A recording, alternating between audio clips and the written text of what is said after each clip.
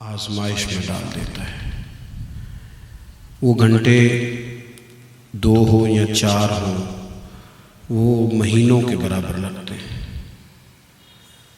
اور جس کام کو انسان محبت کے ساتھ کرتا ہے، پیار کے ساتھ کرتا ہے، وہ کام اگر سالوں پر محیط بھی ہو نا، ایک لمبی مسافت ہو تو تھکن نہیں پیدا کرتی، آزمائش نہیں ہوتی۔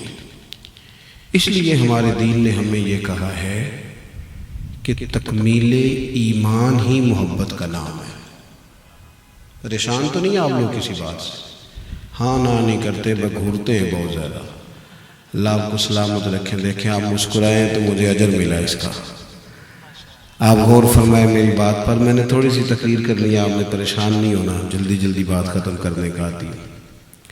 عزیز بھائی، دین نے کہا محبت کرو، والذین آمنوا اشد حبا للہ۔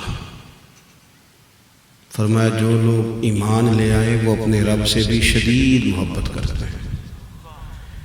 زبردستی بچے سے نماز پڑھائی جائے تو وہ دوڑ کے آتا ہے، وہ دیکھتا ہے استاد صاحب دیکھ تو نہیں رہے، اگر تو دیکھ رہے ہیں تو پھر پڑھ لیتا ہے، اور اگر وہ سمجھتا ہے کہ موجود نہیں ہے تو کئی دفعہ وہ چوری بھی کر جاتا ہے، کیونکہ وہ نماز پڑھ رہا ہے استاد کے ڈر سے، والد کے ڈر سے۔ اور جس دن اسے اپنے رب سے پیار ہو گیا نا، پھر رب فرماتا ہے کہ والذین یبیتون لربہم سجدا وقیاما۔ فرمایا اللہ کے بندے وہ ہیں کہ ان کی رات سجدے میں گزر جاتی ہے، قیام میں گزر جاتی ہے، ساری رات۔ تجربہ کر لیں زندگی میں، کچھ لوگ ایسے آتے ہیں کہ بندہ کہتا ہے کہ یار اس نے کب جانا ہے، اور کچھ لوگ ایسے ہوتے ہیں کہ ان کے ساتھ بیٹھ کے بات شروع کرو تو کافی دیر کے بعد احساس ہوتا ہو یہ تو 4 گھنٹے گزر گئے، تو پتہ ہی نہیں چلا۔ مثل تعویذ ہوتے ہیں کچھ لوگ، وہ جب بھی ملتے ہیں شفا ہوتی ہے۔ محبت کا لہجہ، محبت کا انداز۔ آپ ہمارے بزرگ فرماتے ہیں کہ کام جو بھی کرو نا اس میں محبت شامل کر لو، آپ کا کام آپ کو لطف دینے لگ جائے گا۔ اور اگر آپ اس کام کو کسی بھی وجہ سے، کسی بھی، دیکھیں نا کام ہو ہی جاتا ہے، مجبور ہو کے بھی ہو جاتا ہے، اور پیار سے بھی، بس ذرا پیار سے کریں تو ذرا خوبصورت ہو جاتا ہے، ذرا اچھا ہو جاتا ہے، اس میں حسن پیدا ہوتا ہے۔ تو دین نے کہا ایمان والے اللہ سے محبت کرتے ہیں شدید، اور حضور سید عالم علیہ السلام نے نا پابندی لگا دی۔ فرمایا تمہارا ایمان ہی جب مکمل ہوگا جب تم ہر چیز سے بڑھ کر اپنے نبی سے محبت کرو گے۔ اچھا ہمارے ہاں کیونکہ دعویٰ زیادہ ہوتا ہے اور اس کا عملی ثبوت دینا پڑے تو تھوڑی ہمیں مشکلات ہوتی ہیں۔ صحابہ سچے لوگ تھے، بالکل 100% بات کرنے کے عادی۔ حضرت فاروق اعظم رضی اللہ تعالیٰ عنہ نے 100% بات کی۔ عرض کی یا رسول اللہ صلی اللہ تعالیٰ علیہ وسلم، آپ مجھے ہر چیز سے زیادہ پیارے ہیں۔ گویا وہ عرض کر رہے ہیں کہ میں تجربہ کر کے آیا ہوں، حکم کریں گے تو میں سرداری چھوڑ دوں گا، حکم کریں گے تو قبیلہ برادری چھوڑ دوں گا، حکم کریں گے تو میں اولاد قربان کر دوں گا، مال سارا دے دوں گا، لیکن صاف بات کی۔ عرض کی حضور مجھے لگتا ہے کہ مجھے اپنی جان آپ سے زیادہ پیاری ہے،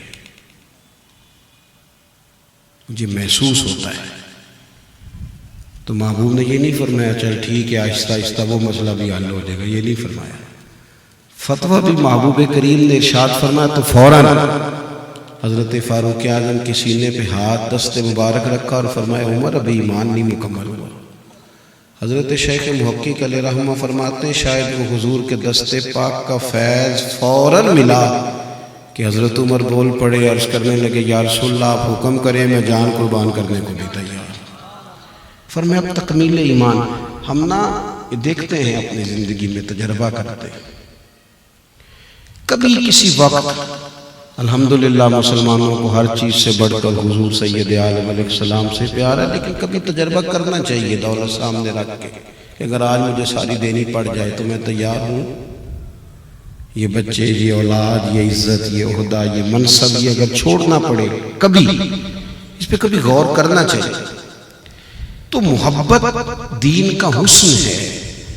آپ کسی وجہ سے بھی اگر آپ مقید ہیں نا کسی بھی جگہ پہ، بعض اوقات بہت زیادہ گھٹن بغاوت پیدا کرتی ہے، لیکن یہ جو محبت ہوتی ہے یہ تو روز ادب میں اضافہ کرتی ہے، یہ تو روز انسان کے اندر طلب کو بڑھا دیتی ہے، یہ تو روز ایک نیا شوق، ایک نیا جذبہ، روز ایک نیا ولولہ پیدا کرتی ہے.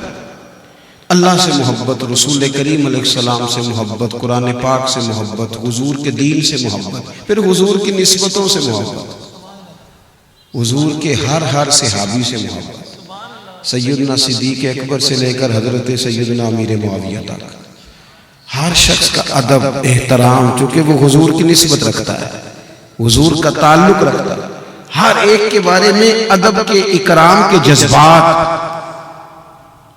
اور پھر حضور کی اولاد پاک، حضور کی اولاد پاک، صحابہ سے سیکھا ہے ہم نے حضور کی اولاد کا احترام. تمام صحابہ نے ایک جگہ پہ نا کچھ نذرانہ جمع کر کے حضور کی بارگاہ میں پیش کیا اور وسیلہ حضرت عباس کو بنایا، محبوب کریم کے چچا جان. عرض کی یا رسول اللہ صلی اللہ تعالیٰ علیہ وسلم، گھر کے اخراجات بہت زیادہ ہیں، 9 ازواج مطہرات بیک وقت موجود ہیں، 4 شہزادیاں ہیں، مہمانوں کا آنا جانا ہے، تو یہ کچھ نظر ہم پیش کریں گے ہر مہینے گھر کے اخراجات کے لیے. اور حضور ہم کوئی بدلہ نہیں دے سکتے، آپ نے جو ہمارے لیے کیا ہے، جو تربیت، جو دین، جو حق ہم تک پہنچایا ہے، اس کا بدلہ نہیں دے سکتے. یہ نذرانہ ہر ماہ اللہ تعالیٰ نے قرآن مجید نازل کر دیا، فرمایا قل لا اسألکم علیہ اجرا. محبوب آپ ان سے فرما دیں کہ میں تبلیغ دین پر تم سے کوئی اجر نہیں مانگتا، میرا اجر تو میرے اللہ تعالیٰ کے ذمہ کرم پہ ہے، میں تم سے کوئی اجر نہیں مانگتا. الا المودۃ فی القربى، یہ جو میرے قریبی ہیں نا ان سے ذرا پیار کرتے رہنا. نہیں، آپ غور کریں اس بات پر. لا اسألکم علیہ اجرا، طائف میں پتھر کھانے سے لے کر احد میں دانت شہید کرانے تک بڑا کچھ کیا ہے تمہارے لیے، کوئی اجر نہیں مانگتا. الا المودۃ فی القربى، یہ میرے جو قریبی ہیں نا، یہ سیدہ عائشہ صدیقہ، یہ جناب میمونہ، یہ جناب سیدہ خدیجہ، یہ حضور کی 4 شہزادیاں، حضور کی اولاد پاک، یہ حسنین، ان سے پیار کر. ہم وہ لوگ ہیں جو اپنے اساتذہ کے بچوں کا بھی احترام کرتے ہیں، ہم وہ لوگ ہیں جو اپنے مشائخ کی اولادوں کا بھی احترام کرتے ہیں. ایک پنجابی میں صوفی بزرگ ہوئے حضرت میاں محمد بخش صاحب رحمۃ اللہ علیہ، وہ ایک بات کہتے ہیں اپنے لہجے میں، وہ کہتے ہیں اصلہ نال جو نیکی کریے نا وہ نسلیں تاک نہیں بھول دے. یعنی کسی اصلی آدمی سے نیکی کرو تو وہ اپنی نسل کو بھی کہتا ہے اس گھر کا احسان ہے، ذرا خیال رکھنا. اپنے بچوں کو بھی بتا کے جاتا ہے کہ ہم نے نمک کھایا، ذرا اصلہ نال جے نیکی کریے تے وہ نسلیں تاک، ہاں بے اصلہ نال نیکی کریے تے پھول کنڈیا نال تل دے. کہتے ہیں اگر انسان ٹھیک نہ ہو تو پھر وہ فرق ہی نہیں کرتا کہ پھول ہے کہ کانٹا ہے. تو وہ نسلوں تک بتا. امام اعظم ابو حنیفہ رحمۃ اللہ علیہ باغ میں بیٹھے تھے، بڑھاپا تھا، بچے کھیل رہے تھے، ان کی کوئی گیند کوئی چیز باغ میں آ گئی، شاگرد بیٹھے، کسی کتاب پر کام ہو رہا ہے، قیمتی نوٹس ہیں، بکھری ہوئی چیزیں. تو وہ بچہ اندر آیا تو امام صاحب اٹھ کے کھڑے ہو گئے، کچھ چیزیں بکھر گئیں، دوبارہ سمیٹنے میں ٹائم لگا. تھوڑی دیر کے بعد وہ بچہ پھر آ گیا، اس کی کوئی ڈیوٹی ہوگی گیند پکڑنے کی. وہ 2-4 دفعہ آیا تو امام صاحب اٹھ کے کھڑے ہو گئے. تو شاگرد کہنے لگے حضور بچے کھیلتے رہتے ہیں، جانے کتنی بار آئے گا؟ تو امام صاحب کی آنکھ میں جلال آیا، فرمایا اٹھتا میں ہوں کہ تم ہو؟ 100 دفعہ بھی آئے تو میں اٹھوں گا. حضور کون ہے؟ چھوٹا سا تو بچہ ہے. فرمانے لگے تمہارے لیے چھوٹا ہوگا پر میرے استاد کا پوتا ہے، میں نے اس گھر کا اکرام کرنا ہے، میں نے اس گھر سے نمک کھایا ہے. مجھے انہوں نے سلیقہ دیا ہے کتاب و سنت پڑھنے کا، مجھے اللہ رسول کی بارگاہ تک لے گئے، میں بھول جاؤں اس احسان کو، ان لوگوں کی بات بھول جاؤں؟ جو حضور کی اولاد پاک ہے نا، نبی پاک کا جو گھرانہ ہے، یہ امت کے لیے آنکھوں کا تارا رہا ہمیشہ۔ کیوں؟ اس لیے کہ رسول پاک کی جو ان کے ساتھ دلچسپیاں ہیں، نبی پاک علیہ السلام کا جو ان کے ساتھ پیار ہے، حضور سید عالم علیہ السلام، دیکھیں نا محبوب کی بڑی شہزادی جناب سیدہ زینب رضی اللہ تعالیٰ عنہ، وہ ہر ایک دفعہ کہیں گھومتا گھومتا، ان کے خامد شروع میں مسلمان نہیں تھے تو وہ انہوں نے فدیہ دینا چاہا تو وہ ہار آ گیا محبوب کے سامنے، تو حضور نے اسے دیکھا، بچی کا ہار بیٹی کا، شہزادی کا، اسے دیکھ کے آنکھوں میں آنسو آ گئے۔ حضور کا اپنی اولاد پاک کے ساتھ دیکھو ہمارے ہاں بہت سارے لوگ ہیں، وہ جب تھوڑے سے جناب اور صاحب ہو جاتے ہیں تو گھر میں وقت نہیں دیتے۔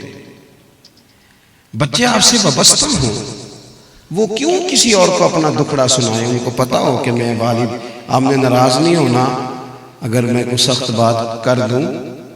شکوہ اس طرح بچوں کا نہیں ہے کہ وہ موبائل زیادہ دیکھتے ہیں، والد بھی تو ان کے پاس بیٹھا گردن نہیں نہ اٹھاتا، اس سے کچھ کہنا چاہتے ہیں، اس سے کھیلنا چاہتے ہیں، اس کے کندھوں پہ بیٹھنا چاہتے ہیں۔ وہ ترس رہے تھے یہ شام کو گھر آئے گا، لیکن اس کو وہ تو کہتا راستے میں وائی فائی نہیں تھا، وہ تو تلاش کر رہے کہ چند لمحے اس کے پاس بیٹھیں گے، اسے بات سنائیں۔ نبی پاک علیہ السلام بچوں کے ساتھ کھیل رہے تھے، محبت کر رہے تھے، تو ایک صاحب نے کہا یا رسول اللہ بڑا وقت دیتے ہیں، میں تو بچوں کو اتنا وقت نہیں دیتا۔ تو جو حضور نے بات جواب میں ارشاد فرمائی وہ دستور حیات ہے ہر والد کے لیے، دادا کے لیے، نانا کے لیے۔ یا رسول اللہ آپ تو بڑا ہی ٹائم دے رہے، میں تو نہیں وقت دے پاتا بچوں کو۔ پتہ محبوب کریم نے کیا فرمایا؟ حضور فرمانے لگے اگر اللہ نے تیرے دل سے رحمت نکال لی ہے تو میں کیا کروں؟ مجھے تو اس نے رحمت للعالمین بنایا ہے۔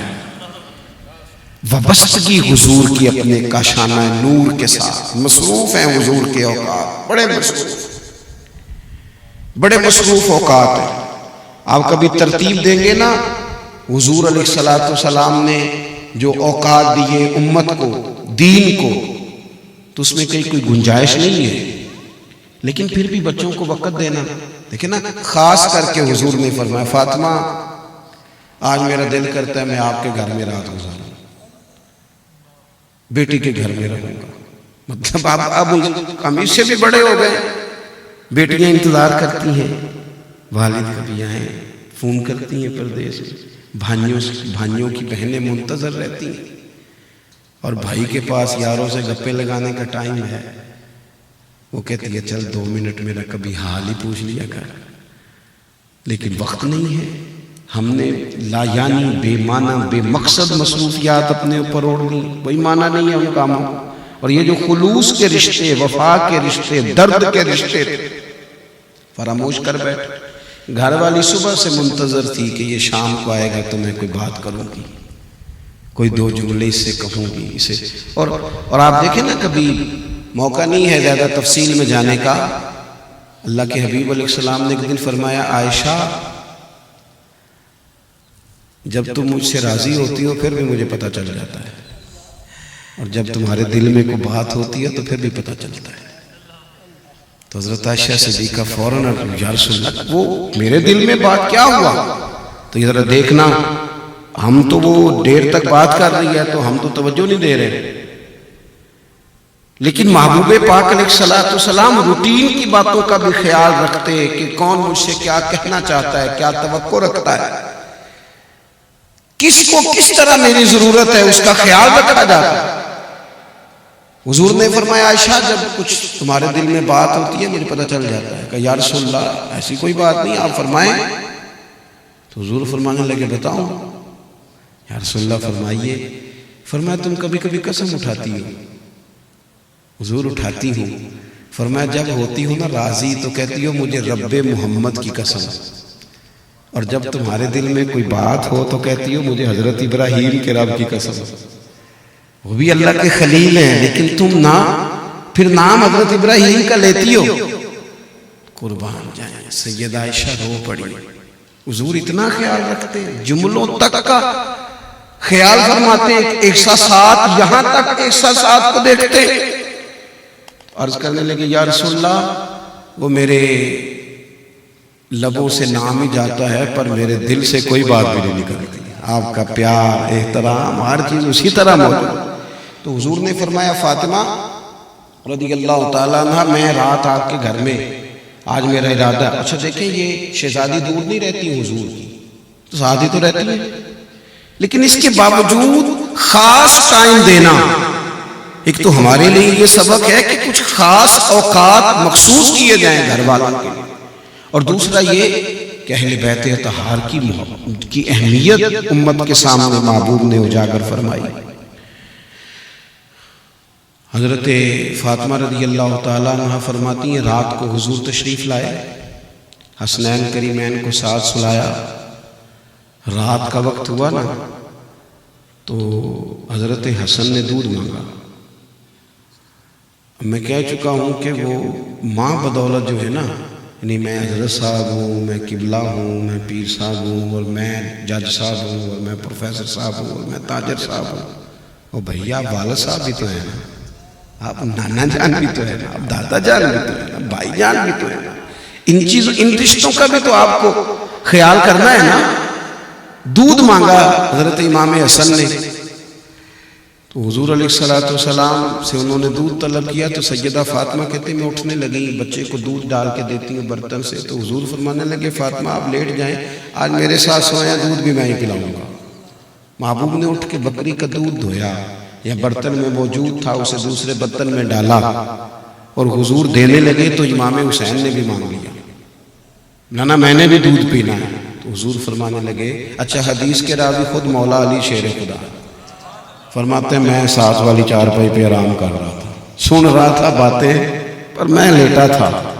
فرماتے ہیں کہ محبوب کریم صلی اللہ تعالیٰ علیہ وسلم سے جب امام حسین نے مانگا تو حضور فرمانے لگے بھی پہلے حسن کو ملے گا.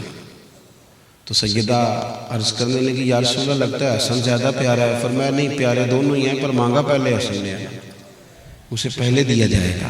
اور پھر حضور فرمانے لگے فاطمہ میں, آپ, حسن اور حسین اور یہ جو علی چارپائی پہ لیٹے ہوئے ہیں, جنت میں بھی اللہ ہمیں اسی طرح اکٹھا فرمائے گا. اسی طرح کیا بات رضا اس چمنستان کرم کی, زہرا ہے کلی جس میں حسن اور حسین پھول. خاص محبت حضور کی, خاص پیار اہل بیت کے ساتھ. میرا بڑے سادہ سے گھرانے سے تعلق ہے, لیکن ہمارے دیہاتوں میں یہ ہوتا تھا کہ جو پرانے لوگ ہوتے تھے نظریات کے بڑے پکے ہوتے تھے. یہ 2 لقمے چاول کے نیچے گر گئے, اور نا نا نا نا یہ نہیں گرنے چاہیے بیٹا, یہ نیاز کے, یہ تو متبرک کھانا ہے. آج کل ویسے متبرک کھانے کا بڑا برا حال کیا جاتا ہے, وہ شاپروں میں چھتوں سے پھینکا جاتا ہے. کئی دفعہ میرا دل کرتا ہے پوچھ لوں کہ کیا آپ بیٹے کے ولیمے کی روٹی بھی چھت سے پھینکتے ہیں؟ جو بچے کے بیٹے کے ساتھ منسوب ہے اسے تو کبھی چھت سے نہیں پھینکا, اور جو امام حسین کے ساتھ منسوب ہے اسے کیسے پھینک دیا؟ جو حضور کے میلاد شریف کے ساتھ منسوب ہے اسے چھتوں سے پھینک رہے ہیں, کیسے ممکن ہو سکتا ہے؟ میرے والد صاحب بڑی عید کا موقع تھا تو چاول لائے بڑے اچھے, بڑی خوشبو اچھی ان کا پکن. خواتین تبصرہ کرتی ہیں پھر چیزوں پر کہ یہ چیز جو آپ لائے ہیں. تو اماں جی نے وہ چاول پکائے تو والد صاحب کہنے لگے بہت عمدہ ہیں. اماں جی کہنے لگی ہاں یہ تو پکانے میں بھی بڑے اچھے ہیں, بڑے عمدہ چاول ہیں. جب وہ 2-4 دن کے بعد دوبارہ چاول پکے گھر میں, تو والد صاحب کہنے لگے بھی وہ چاول کدھر ہے جو میں عید والے دن لایا تھا؟ تو میری والدہ کہنے لگیں کہ چاول بڑے اچھے تھے, میں نے رکھ دیے ہیں, 10 محرم کو امام حسین کی نیاز پکائیں گے. اچھی چیز ہے یہ جذبات سادہ لوگوں کے حضور کی اولاد پاک کے ساتھ وابستگی. اب تو میرے بھائی وہ کر دیا ہے, آرڈر دے دیا ہے, وہاں سے 2-4 دیگیں آ جائیں گی. تھوڑا سا نا خاص لگاؤ ہو, تھوڑا پیار ہو, چیزوں کو دیکھا جائے. خاص الفت دیکھیں نا, ہر آدمی کے تذکرے پر آنسو نہیں آتے. کوئی خاص ہوتا ہے جن سے روحوں کی قربت ہوتی ہے. ہر کندھے پہ سر رکھ کے بندہ روئے گا؟ سب کو دکھڑے تھوڑی بتائے جاتے ہیں، سب کے تذکروں پہ تھوڑا رویا جاتا ہے۔ وہ تو کبھی بات آتی ہے کسی اپنے کی تو آنسو آتے ہیں۔ یہ دیکھیں نا سیدنا ابو ہریرہ کیا فرماتے ہیں۔ حضرت ابو ہریرہ رضی اللہ تعالیٰ عنہ فرماتے ہیں پتہ نہیں مجھے کیا ہے، امام حسن اور حسین کا نام میری زبان پہ آتا ہے تو میری آنکھوں میں آنسو آ جاتے ہیں۔ اور یہ ان کی موجودگی میں فرما رہے ہیں حضرت ابو ہریرہ، فرماتے ہیں ان کے تذکرہ، یعنی ان لوگوں نے تقریروں میں خیالی محبت نہیں کی، نعروں میں محبت نہیں کی، ان کو مسجد میں چونکہ کچھ نہ کچھ سننا کہنا تھا تو اللہ ماشاءاللہ صرف لفظوں کے ہیر پھیر میں، جملوں کے اتار چڑھاؤ میں اور شعر و شاعری کے بام و در میں ہی صرف مقید نہیں رہے، یہ محبتیں عملاً ان پر طاری تھی، عملاً۔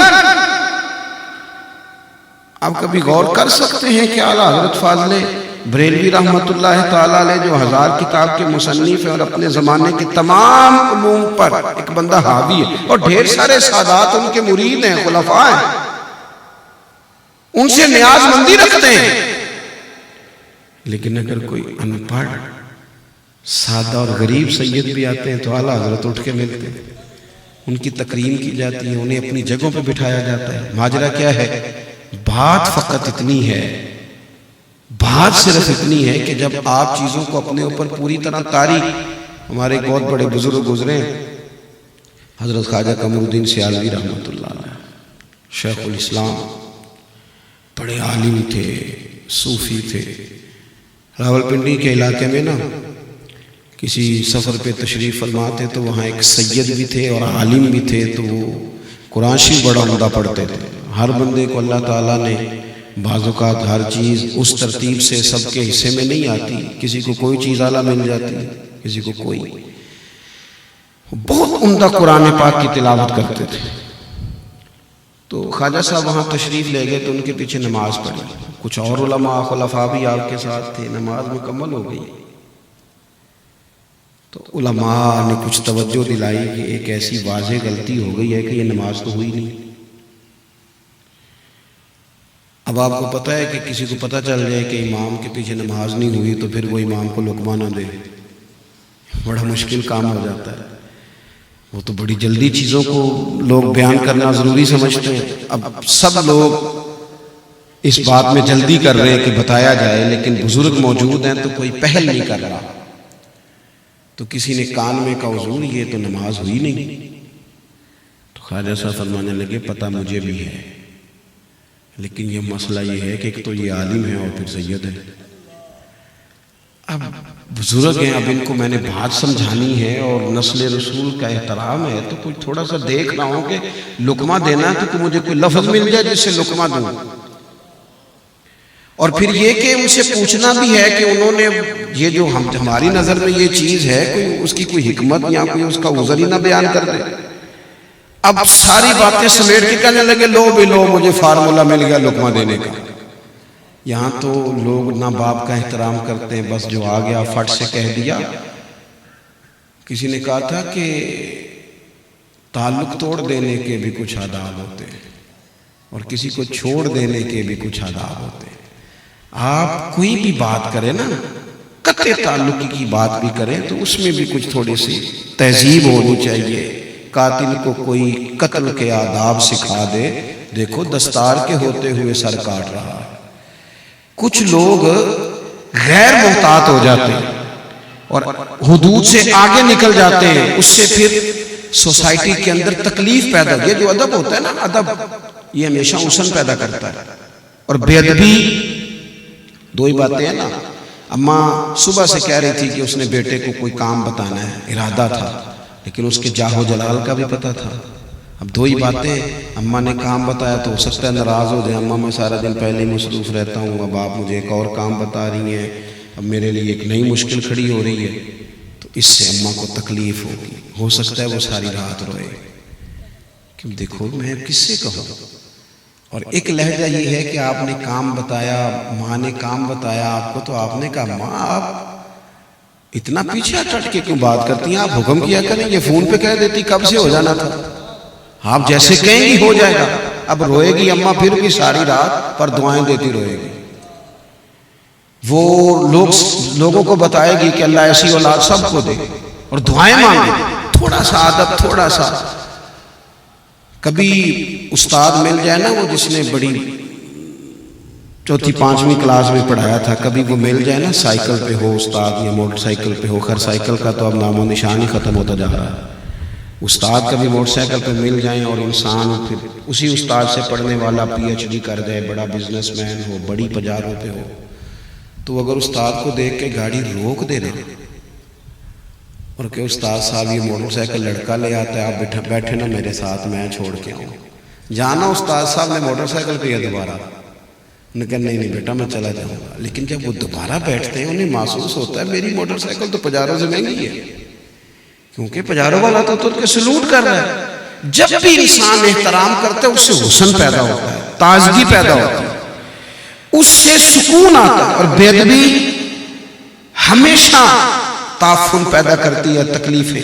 ہمارے ہاں بے باکی کے نام پر، اور میں جی منہ پہ کہہ دیتا ہوں، جی منہ پہ آپ اپنے بارے میں کہا کریں، دوسروں کے بارے میں منہ پہ کہہ دیتے ہیں. سچ تو اپنے بارے میں زیادہ بولنا چاہیے، لیکن اپنی ساری غلطیوں سمیت اپنے آپ سے پیار کیا جاتا ہے، اور دوسرے کی ایک دیکھ کے اس سے لوگ دور ہٹ جاتے ہیں.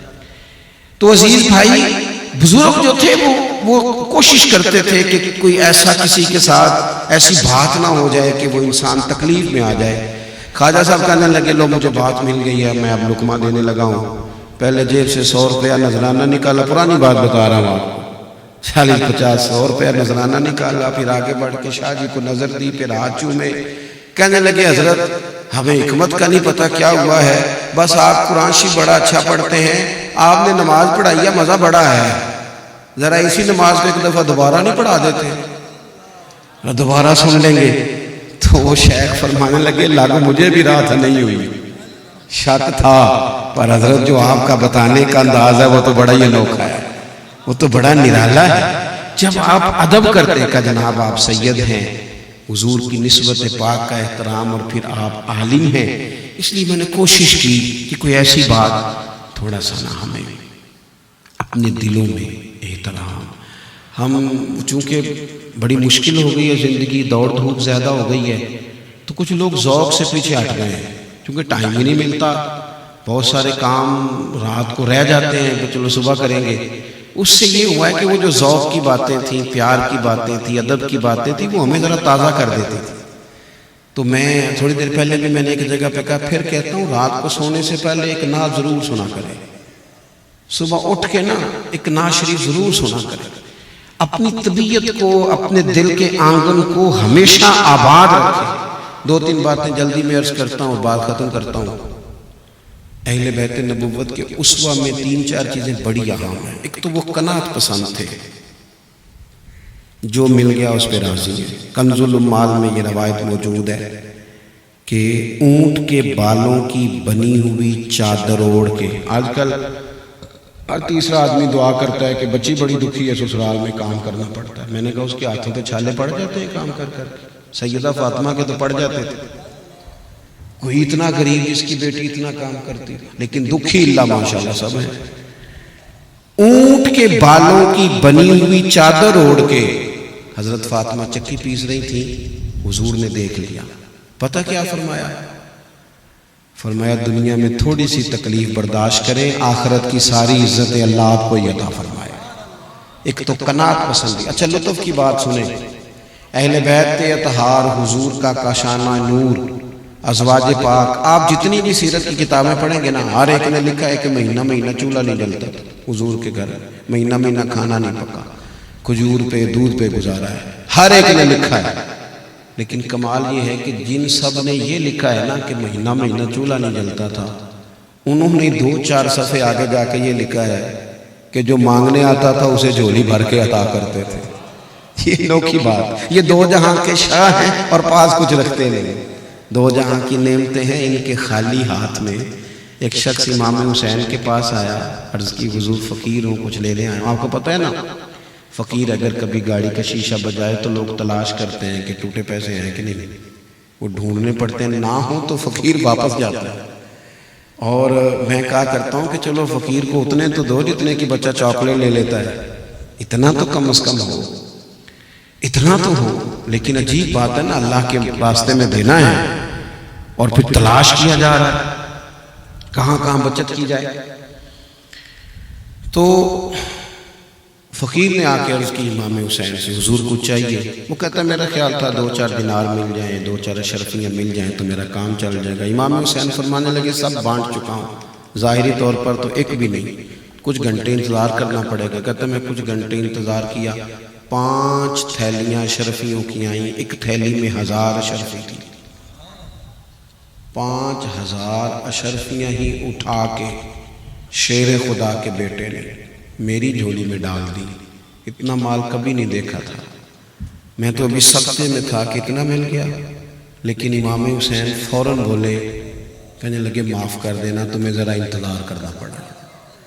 تکلیف نہیں دینی چاہیے کسی کو.